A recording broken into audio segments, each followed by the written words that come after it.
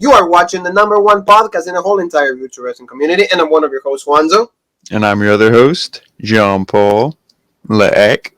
Together we are Rubric. And how's every single one of you, family? It's time for AEW Dynamite, a show that, like, for the past 2-3 weeks had changed, like, the style of it, gaining more people to watch it. But I think for Jean-Paul, this was actually going backwards. We're going like crabs, going backwards. So, I'm going to hand everything to Jean-Paul. He's the master. He's been covering AEW weekly. So, please, Mr. Leek, take us through the show.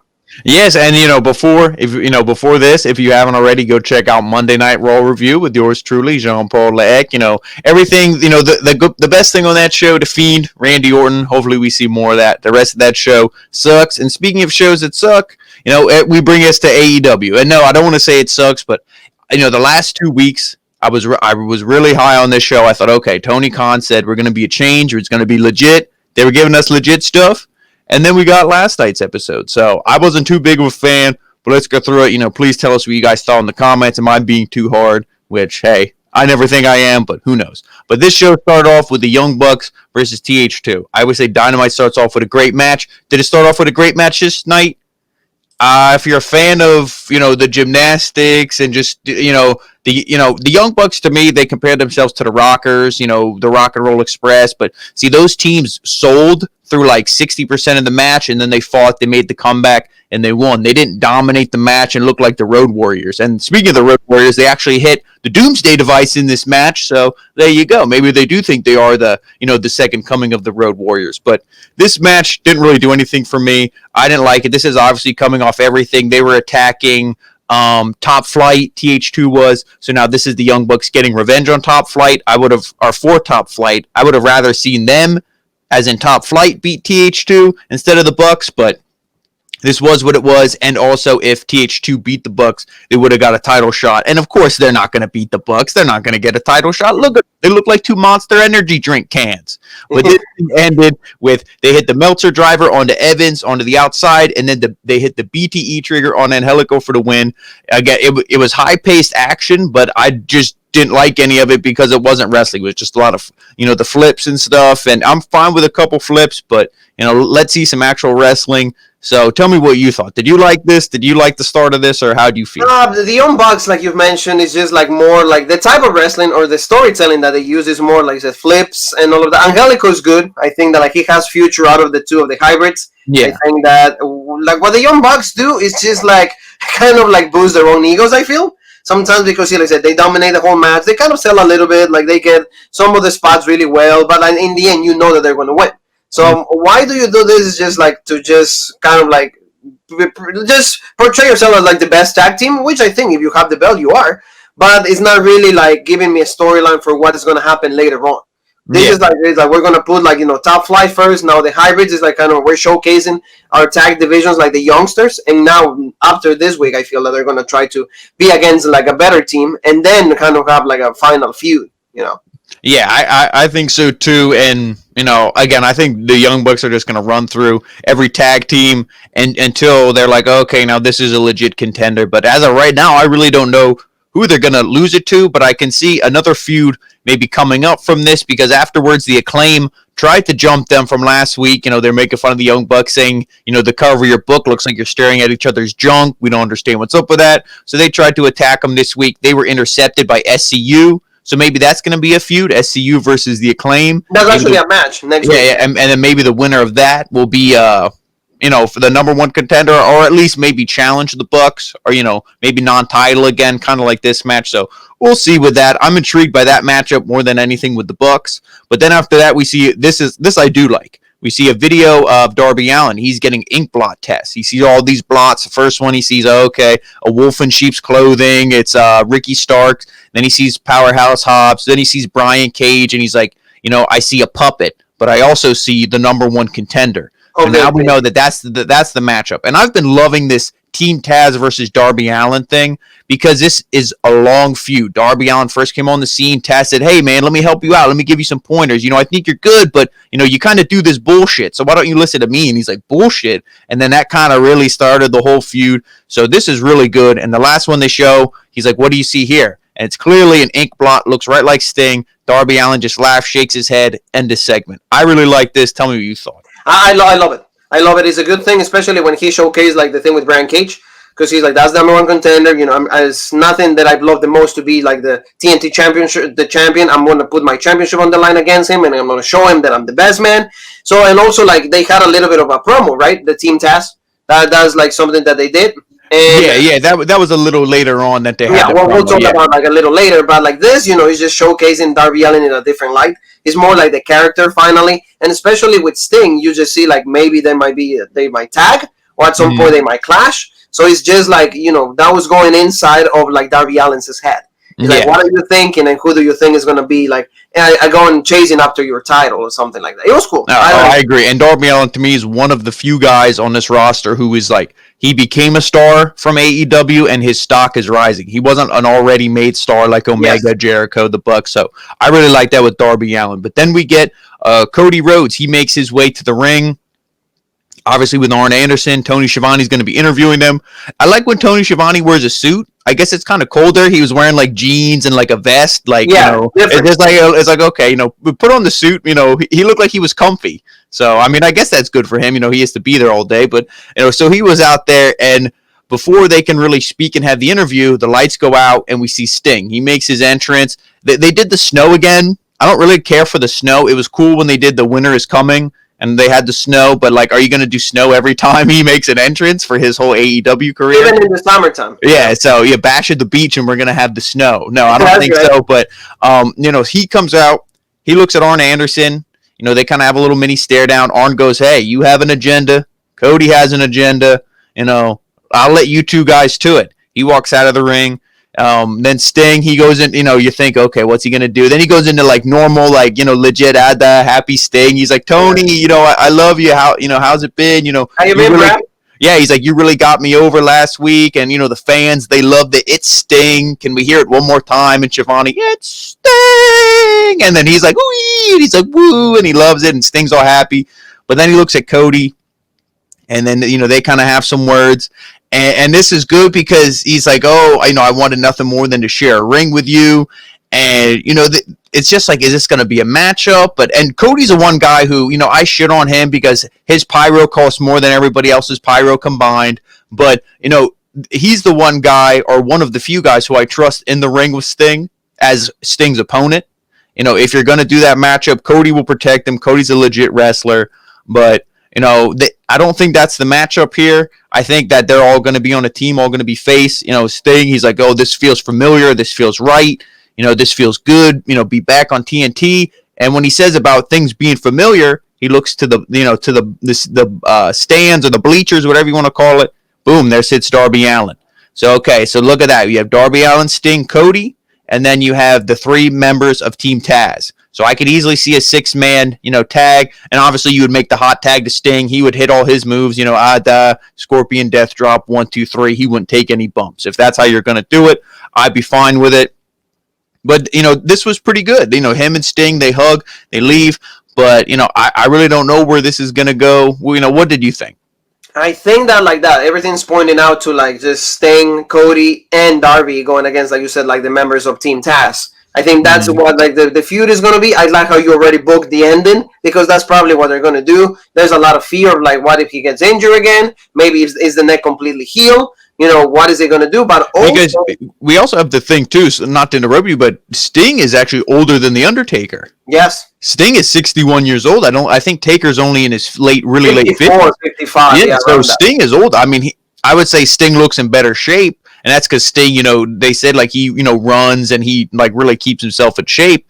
But, you know, it's just a thing where, like you said, the guy's so old. And if he does take bumps in the match, or he does, you know, do anything, it should probably be against the guy like Ricky Starks, if it's going to be anyone from Team Taz. Because I wouldn't want a Brian Cage or a really green guy like, you know, Hobbs, you know, doing a move to Sting and then he doesn't get up and it's and then that's it. Yeah, like, so there's going to be a lot of cautions when it comes to that. He said he's going to stay around for a long time in AEW. He said, remember, in the lines, the one thing that is for sure about me is that nothing is ever sure. So like, you know, that was good. Good beverage, you know, like he has like really powerful lines. And maybe, like you said, inside the team, it might be feuds also with Cody. It might be feuds with like Darby Allin. Darby Allin and him is just past and future. Present and future right there. Is just, hey, maybe Darby Allin gets the win and then Sting becomes the manager. So there's a lot of avenues that like they can explore with Sting. I'm really loving this. Yeah, and then now we get the Team Taz promo. They're kind of mocking everything backstage, mocking like, oh yeah, Sting, oh yeah, and then he makes jokes at Cody and everything, and that's like what we just said. This is setting up for, I think, the 6-man. The one thing of note is Hook, which I hope that's not his son's like legit name. I hope that's only his gimmick name, not his shoot name. But his name is Hook. So I'm like, okay, but he's with Team Taz now because Cody was training him, and then they had that whole thing where he's like, why is your son training with me if you're so good? And he's like, you crossed the line, man. So now his son is on his team. I would have rather seen him be on Cody's side. I feel like that would have caused a little bit more drama in this matchup, but, he's with Team Taz, so we'll see if that plays a factor. But, moving on, then we get FTR versus the Varsity Blondes, Griff Garrison and Brian Pillman Jr. I love the team. I love the name. Call back, obviously, to the Hollywood Blondes. And JR even mentioned, he just said Steve Austin. He didn't say Stone Cold. He just, he's like, oh, yeah, Brian Pillman and Steve Austin, the Hollywood Blondes. But I like this team of the Varsity Blondes. I think in 2, 3, 4 years, they could be tag champs. This is two guys who are organically going to get built up. But who are the stars here? Clearly, it's FTR. FTR wasn't going to lose this thing. Come on, let's be serious here. They hit the Goodnight Express on Pillman for the win. They looked dominant in this match. Griff Garrison looked good. Brian Pillman Jr. I don't know why this guy had a match with Jushin Thunder Liger. The guy has all the skills to be. Not saying you wrestled Liger and you're legit, but this guy is good, and he's always the one who's eating the pinfalls. Oh yeah. So I'm like, come on, can we do something legit with Pillman here? But I think we honor the legacy of Pillman. Yeah, but I think this team is gonna, I think in the future they're gonna be good. But I'm sure you felt the same way. This was just for FTR. I think that Brian Pillman, at least on MLW, is a show that is also went back on air 2 weeks ago, 3 weeks ago. So that's when he's a big star. That was when everybody, his stocks grew, and everybody started putting some eyes on what Brian Pillman Jr. can do. And now in AEW, he's just been a shadow of what he can do over there, because they haven't really pushed him. I don't know if it's because he has obligations with MLW yet. Maybe it's hey, you can work both, but hey, just gonna give you maybe shitty AEW dark stuff. Then the team with Garrison is pretty good. I like that. But of course, FTR after losing to the Bucks, you have to beat everybody. You have to beat absolutely everybody. I love how they did. For me, at least, I keep always the WWE name is the Shatter Dream, the Shatter Machine. So it was just good. I like that. And then they had a stare down with the Jurassic Express. They hit them. What I think they smacked Marco stunned or something, and he stood up. He was like, oh, duh, he was trying to get in their face, and it's like, dude, you can't get in anyone's face. Maybe if you're sitting at the kiddie table at Thanksgiving, you can get in their face, but that's about it. That'll be a legit feud, I guess, but FTR has to go over. I'm sorry, I love the Jurassic Express. Oh, 2 of the members, you can probably guess which 2, but I don't think they're gonna beat FTR. I think FTR, all the titles in AEW. The one thing I gotta say, a lot of people have had legit title reigns besides Cody's second TNT title. Well, the TNT title, not so much, but everybody else is legit title reigns except FTR. Theirs was very short. Boom, lost to the Bucks. So at least that's how I felt. But then we're moving on. I'm going to say then we get Dustin Rhodes, then we get actually Alex Marvez. He's interviewing Hangman Page, and then he's like, oh, you're going to have a match next week against Matt Hardy in Private Party, but you don't have any partners. And I'm like, well, why the hell is he signed up for a 6-man tag if you don't have any partners? That didn't make any sense. He's drinking again. Yeah, and he's drinking again. And then we see these 2 assholes pop up, and they're like, oh, I heard you need a partner. And he's like, oh, okay. They talk him into it. He's like, well, I'm not going to join the Dark Order, but okay, whatever. Let's do this thing. So we'll see where this goes. I don't really know where this whole storyline's going to go, because this also kind of bleeds into the next match, which is Dark Order 10. He goes against Dustin Rhodes. So this was really quick. This thing, natural. Yeah, if you blinked, you missed it. I don't think this match was even 3 minutes. Actually, here in the notes, it says 2 minutes, 50 seconds. So barely 3 minutes, and Dustin won with a bulldog. Is that his finisher? I don't think so. So that's like beating a guy with an arm drag. You know what I mean? If you ask me. So he won with a bulldog. Now, that was what it was, because this was all just for what followed. And then the Dark Order, they come out. Evil Uno looks at him. He's like, hey, do you want to join the Dark Order as number 7? And this might have passed over a lot of people's heads. Remember Dustin's gimmick in TNA? His name was 7. Yes. So then, we had like the white face paint and he wore the all black and all that stuff when he was like 400 pounds. No. Well, Dustin was a little overweight in TNA, but hey, we've all been there. So, that was a cool thing. I like that, that callback. And also, this is intriguing because maybe they do recruit Hangman. Maybe they do recruit Dustin. Or maybe that's something where they just recruit one of them, and then if we see Hangman versus Dustin, that will be a legit match. Or if we see Hangman and Dustin team up and they destroy the Inner Circle, they take all the members out, whatever. So this is kind of intriguing. Tell me how you feel about this. Is this good, or is this kind of like? No, I like this because if you're gonna use Dustin, you gotta use it like in meaningful things, and this is meaningful. Maybe like you said, a partnership with Hangman, or just like if Dustin is going to be not the leader of the Dark Order, but at least, one of the main guys. Because, Evil Uno is not doing anything. Stu Grayson, I don't know where he is at. So, like, Dustin Rhodes at least can portray... And where's Brody Lee? I mean, Brody Lee, he might be hurt, and if he is hurt, nobody reported it because nobody gives a shit about him in AEW, so they're probably like, oh, who cares? But where's Brody Lee? Brody Lee, like Tony Khan, the only thing is that we hope that he comes back really soon. There's a lot of conflicting reports mentioning like they don't really, maybe an incident happened. He might be injured. They don't want to reveal what's going on. Only very close people in AEW know what's really going on with him. But maybe this is like setting up. Maybe, and I'm not going to feel bad for anything I say if this is true, but maybe maybe a lot of the hate got to him. Yeah, maybe. Maybe he was like the Bucks that, they got to take themselves off Twitter every couple months because they get upset. They start crying. Yeah. Yes, if that's the problem, can't stand the heat, get out of the kitchen. Maybe you were better when you didn't talk. Yes, well, that's the thing. And like I said, maybe whatever, like if they do something like that with Dustin, it will be better because I think it's time for him to be a heel. Like it was really good when he challenged Cody when they have that first pay-per-view. So like I know that like he could be amazing in promo. So this could be a really good opportunity for a resurgence of the Dark Order, maybe under the management like Dustin and Natural Rhodes. I'd much rather like that than because the experiment with Brody Lee absolutely failed. There's not a single wrestling fan, and unless anybody that absolutely watches AEW, that I will say that Brody Lee's run has been successful. I don't know a single person that can do that.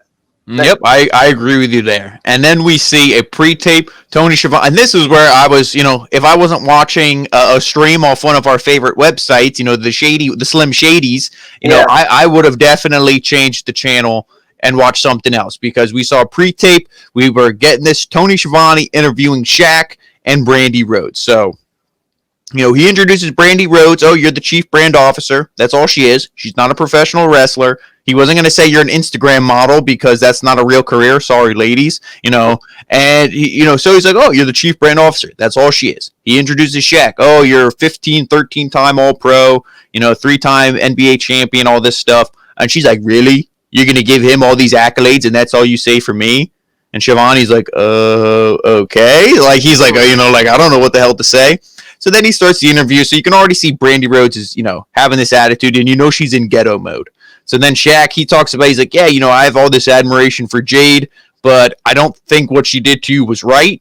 And he also says that he's a big fan of Cody Rhodes. He's like, we had the interaction on Twitter. That was just me being me, stirring up the fans, trying to have some fun. He's like, but I like you. I like Cody. I respect both you guys.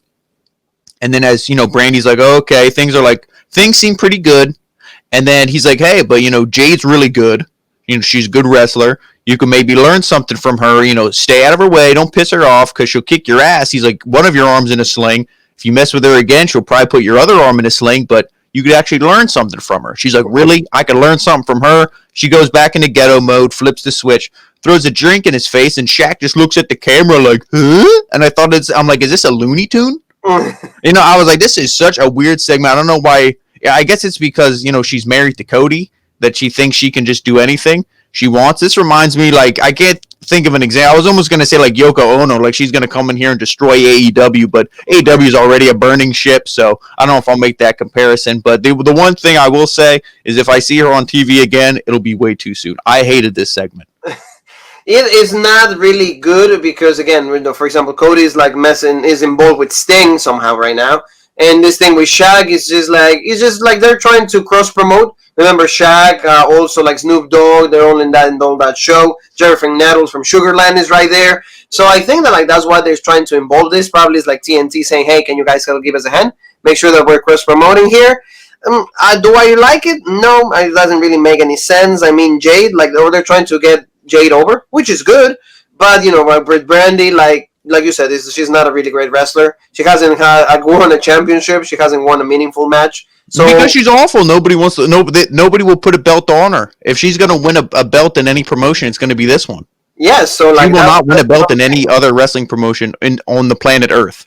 And if you think about it, on that. And also if you think about it, like every single time that like she's trying to have like a storyline, it has not worked.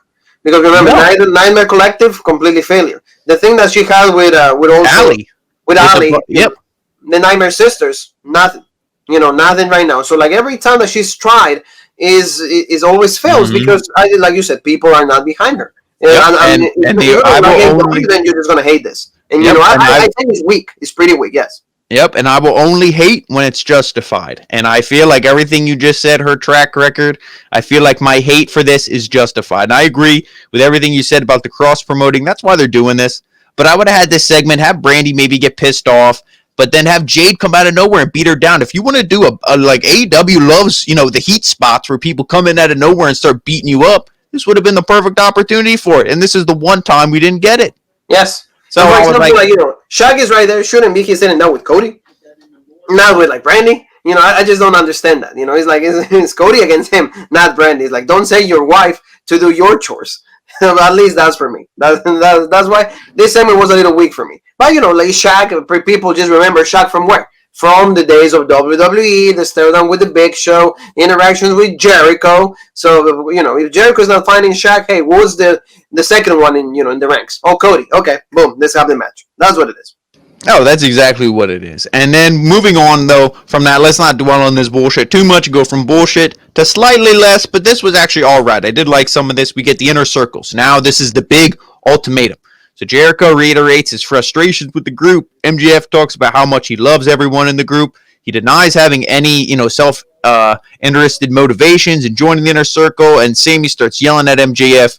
Jericho reveals that he watched the footage because Sammy calls him out. He's like, you were going to throw it in. He's like, Sammy, buddy, pal, amigo, all this stuff. And sometimes MJF needs to tone down MJF. Do you know what I mean? Like he needs to turn his own dial down from a 10 to maybe like a 6 or a 7. But, I love when Jericho said to him, he's like, listen, he's like, I'm not a fucking idiot. I watched Dynamite. I watched the replays. He's like, I saw you walk down there with the towel. And he's like, I'm not dumb. And then MJF is like, oh, I was just sweating, I wasn't going to throw in the towel. It was just to wipe my forehead. And then Ortiz steps in. And I didn't like this. I liked when Ortiz and Sammy were the ones who were like hating, Wardlow and MJF. They didn't want them to join. But then Ortiz, he's like, Sammy, just shake his hand. He's like, Chris is the one who said it's okay, so it's okay. I'm like, what are you, a mindless idiot? So one week you hated him, and now you're like, oh, Daddy Chris said it's okay, so it's okay. So I'm like, really? So then, Sammy goes, you know what? I'll shake his hand, but one more fuck up, Chris, I'm out of here. I'm done.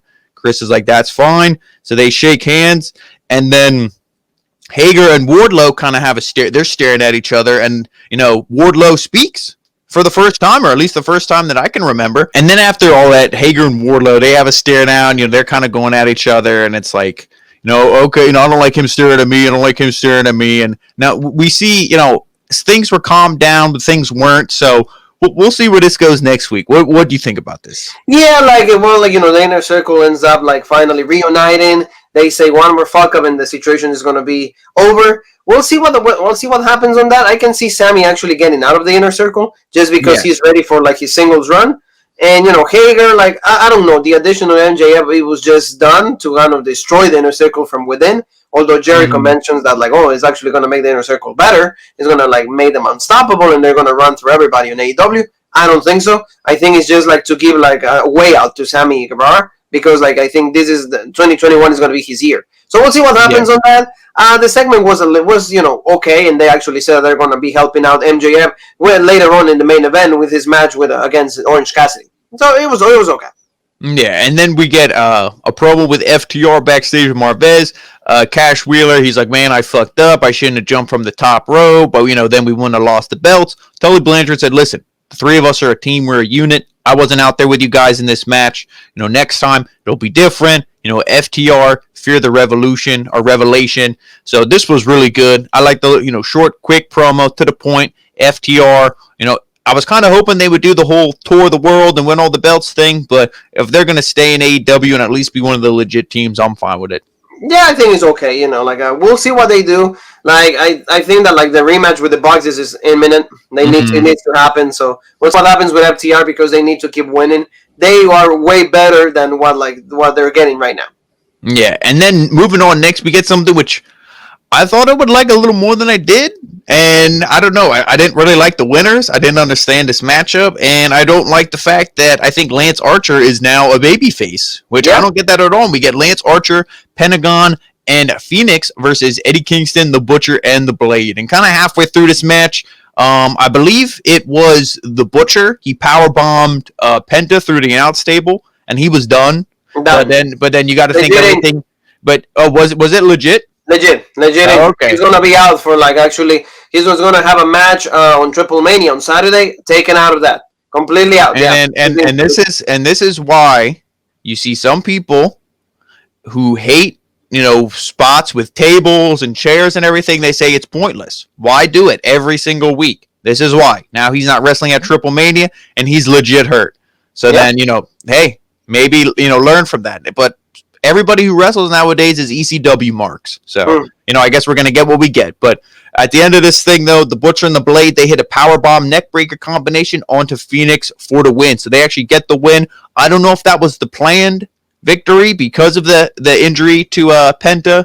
But, it was good, I guess, to see the heels win because I always claim that the Butcher and the Blade need to win. So they finally give it to me. But I thought, maybe this team of the, Lucha Bros and Lance Archer should have won, but I would have rather had seen his Death Triangle if they were going to win. So maybe this works out for the best for me. I don't know. Where's Pac? Again, is he hurt too, and nobody wants to tell us about that? I don't really know, but he went back to the UK. He went back to the UK. Okay. I remember there was a report that they said that after Thanksgiving he's going to go back so he can sign his visa. He has to renew it all the time. Oh, okay. He doesn't have he cannot be in the States for longer periods of time. He has to keep renewing. I think that's what it is. So he went back to come back to the States. Yeah, so that's why they have this mini feud here.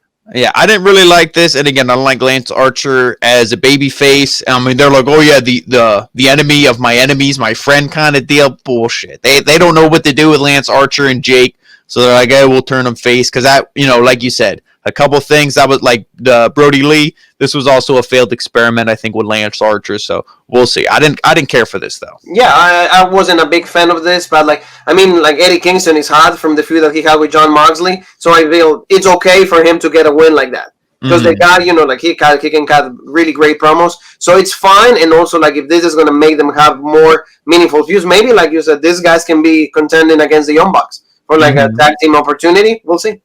Yeah, and then moving on, then we get Jade Cargill and Nyla Rose. They're attacking Red Velvet backstage. Serena Deeb, Big Swole come to make the save, and a big brawl erupts. Yep. Next. Italy is Diamante where they're also big, a lot of women. We saw Vicky Guerrero right there. Like you said, Jade is aligned with Nyla Rose, Vicky Guerrero. Different feuds, but at least they're trying to give us more interactions with the women, which is okay.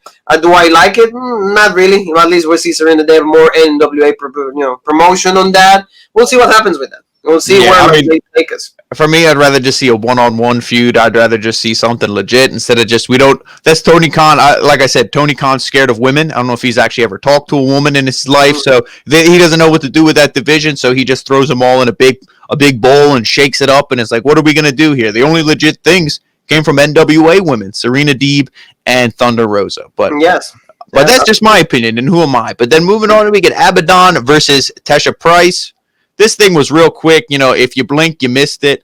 And it was, Abaddon, she hits an STO and then kind of like a neck breaker. 1, 2, 3. This was a really quick match. This was just Abaddon. They're setting her up for number one contender. I like that because it's a cool gimmick. It reminds you almost kind of like a Sue Young kind of like, gimmick, like Su Yung and Rosemary, but just all seriousness. It's not like how Rosemary's more of like a character, comedy and stuff now. This Abaddon is just 100% serious. And after the match, she Hikaru Shida, she comes out with the kendo stick, and I like when she just whacked her right, like square in the head. I didn't even see Abaddon put up the hands. She took it like a prop. Yep, that's right. So that was legit. I mean, obviously she pulled up. It wasn't like she was swinging for a home run, but I mean the camera angle and everything, it looked good.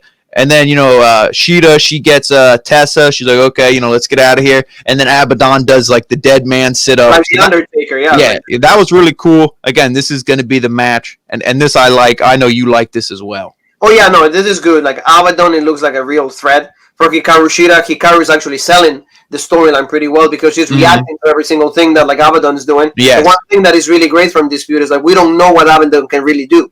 We haven't heard her speak. We just know, like, he licked the title. And that's all there is. And I also haven't seen, now there might have been some on Dark, but I haven't seen her have, like, a really long match. No. And they've just been really quick, like, squash matches, like, just to be like, yeah, this woman is, she's really strong, she's powerful, and, like, so we're going to see what happens. Well, like, if she will get the title, that will be absolutely fine. Hikaru Shida has got a really long run. She's went through, like, most of the girls that, like, could actually be contended for her. Even if it is either Abaddon or Thunder Rosa, I will be extremely fine with either one of them. But, like, I'm really looking forward to see Abaddon and characters like Su Yung, that they get opportunities, because it's just kind of like what The Undertaker will do, but on those days, they never gave The Undertaker the title. Yeah. Or they gave him, like, very few times. But this time, actually promote women like this, that they do something absolutely outside of the wrestling. They sell you more, like, into, like, the character rather than, like, the wrestling itself.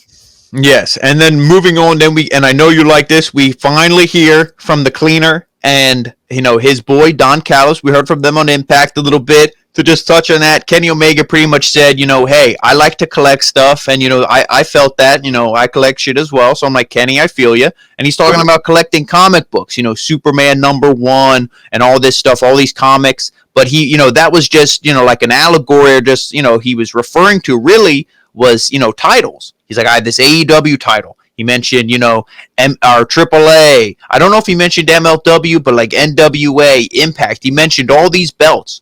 So maybe Kenny Omega, we're going to see something like an Ultimo Dragon. Hey, let me get all these belts, and I don't know if every of those promotions is going to give him, their heavyweight championship, but it would be cool to see something like that. Maybe, like we said, Nick Aldis, Rich Swann. There's lots of cool matchups you could really do. So I'm looking forward to that. But now we hear from them on, Dynamite, and Kenny Omega. They arrive in a helicopter, so that was pretty cool. Omega, he makes his usual entrance and everything. I fast forward through it. I don't like it. I can't stand the entrance, so I skipped that. Then Tony Schiavone says that he's disgusted by his actions. He says it's, the biggest screw job since Montreal. I mean, heck, this is 100% of work. Calm down with, allegations like that. But Callis says that, they taught Tony Khan a lesson last week. Welcome to the wrestling business, kid. I love that line. He's like, you can't trust anybody. And Callis says that he taught him a lesson. All right, yeah, he taught him a lesson, and he explains that he has been the invisible hand in Kenny Omega's career, and that they gave birth to AEW. Omega discusses how they waited for the perfect moment to strike, and he says that everyone fell in love with their plan. Omega tells us that there are more surprises to come. So you tell me what you thought of this promo. Like I said, I know you liked it, but let me hear it from the man himself. I absolutely loved it, because you just see that, like, how Kenny Omega is. I like the stuff that he said on Impact also, like, hey, we've been waiting for a whole year to this thing to, like, take place. I was just sitting down, see how everybody else got their opportunities. But then, Don Callis and I felt that it was the right time to actually take my spot, be the cleaner. And he said, hey, he only handed me the microphone, but Jon Moxley couldn't get up from a move that nobody else has ever get up.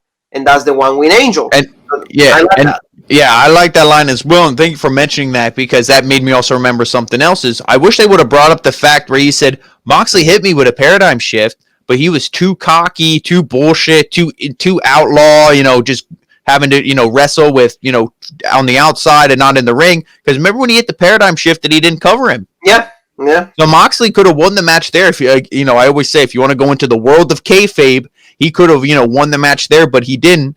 So, Kenny Omega could have brought that up, but I like the line, like you said, nobody kicks out of the One Wing Angel. And I'm going to give you a spoiler alert first guy who's going to kick out of that move is going to be Hangman Adam Page. So, I know, moving on, then we get some announcements for next week. Cody Rhodes versus Angelico, the Hardy Party, so Matt Hardy and, a Private Party versus the Dark Order, Hangman Page. Then we see SCU versus the Acclaimed, like you had mentioned. And then Ivelisse and Diamante versus Serena D, Big Swole. So, decent card for next week. I'm going to have to see one or two other big matches on there. Otherwise, that actually looks like an episode of AEW Dark to me. Yeah. But then we see the Dynamite Diamond Ring, to determine who's going to win this ring. Main event. And it's going to be MJF versus Orange Cassidy.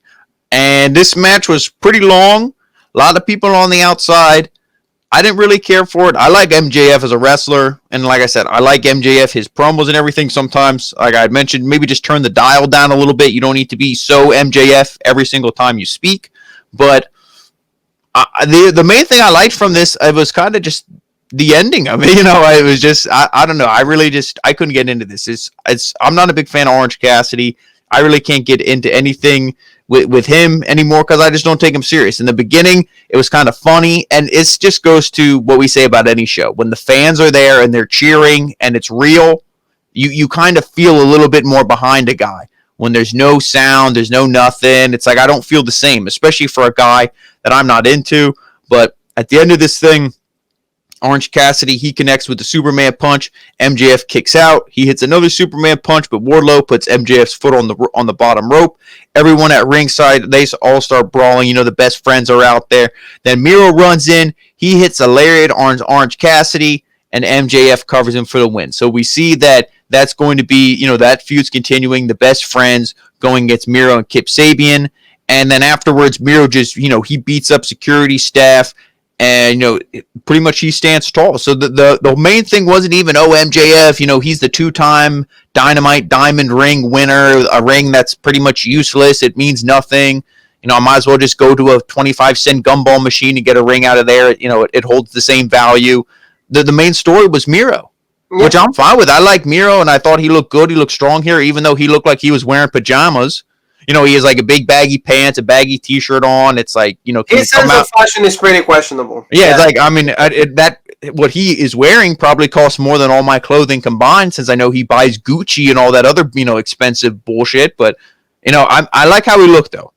I like how he looked strong in the ring, not what I had mentioned, his clothing. But, the ring is a joke. The match I didn't really like, but, again, like I mentioned at the top of the program here, this episode wasn't too good for me. But what do you think of this main event? And well, a pretty decent main event. Just like the one thing, like you said, a lot of people on the outside, that kind of takes away because it's like it should be a singles match. It should be two guys going at it, and whoever the best wins. But like if you have like the inner circle and rooting for MJF, you have the best friends rooting for Cassidy. It's already like 3-man disadvantage. So that's like, let's take that in mind. And then Miro on top of that, so he's like 7. And they sent out like losers like Brandon Cutler and like all these other people to be on like Orange Cassidy's side, but again, they're like the job guys, the losers. Yeah, it wasn't like the main event. It wasn't like, oh my god, like here's John Moxley. You know what I mean? Then it's like, oh shit. Send a main event guy to help. They sent out the AEW Dark main event, and it's like, okay, like are we supposed to feel like legit from that? No, and that's the problem. Also, like I said, I think they set it up for like finally Miro's like main, quote unquote main feud is going to be with Orange Cassidy. So that's what they're going to do that. And like the one thing with Cassidy is just like, if he keeps losing in these important matches, he should have got the ring instead of MJF. I don't see the point of like giving the same ring to somebody that didn't do anything with it. So why don't you just give the ring to Cassidy, and maybe from that you can collect a championship opportunity you have in Kenny Omega. I mean, it will just be not one pay-per-view, but hey, maybe in like 2-3 weeks that will be his first title defense. Why not? No, and you give him Miro, and now Miro is actually finally portrayed as a threat. But it took a month and a half? So that's the problem with AEW. It's just like you have so many top-tier guys. It's like who gets the shot, and who gets the shot against who. And also Cassidy, like I said, like every time that he gets like 2 steps higher in the ranks, he gets like 4 down. Because this match, again, he should have won. Victory over MJF, it would have been really cool because MJF is like with the inner circle. He could have played like, hey, you didn't help me, or you guys didn't do anything for me, and now Cassidy has the ring, I want to get it back, whatever. No, Miro has to interfere. So again, 7 guys against like 3. So that's all I gotta say on that. It's just a lot of disadvantage. And Cassidy, they just use his popularity, but they don't want to like cash in on like his ability. At least because I don't think he has the ability. I mean, okay, yeah, he can hit the Superman punch, he can do dives, but he's a joke. You know, like they said, oh, you know, you put your hands in your pockets, you do the slow kicks. That's all he is. Like, to me, that wears off.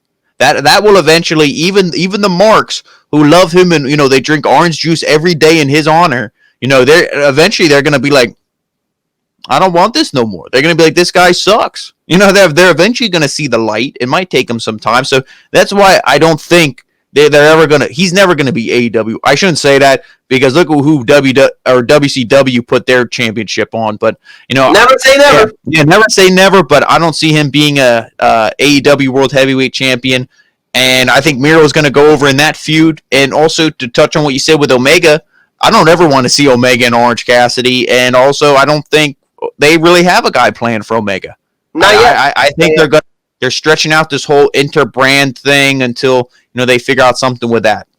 I think so. I think that's what it was. And, well, like you said, like, not as strong as like the show that like they had 2 weeks ago. This is what we have for the review. I think that like hopefully next week they give us a little more, a little better. Like I said, well, John Mox is going to be absent for a few weeks. He needs to take care of the wife. Renee Young is pregnant. Everybody knows that. So we'll see what happens on that. But outside of that, they need to like give us like some of the pieces are like fitting in, but, you know, like the oil between those pieces needs to be a little better. At least for me, like, you know, they need more build-up for what's going to be Revolution. You know, we have a few weeks for the year to be over. We'll see what happens with AEW. The hope is still there. I don't think they're going to repeat the same numbers like you said. I think the numbers are going to start going down. But, you know, but NXT is like is going to go up, and AEW is going to be a little down.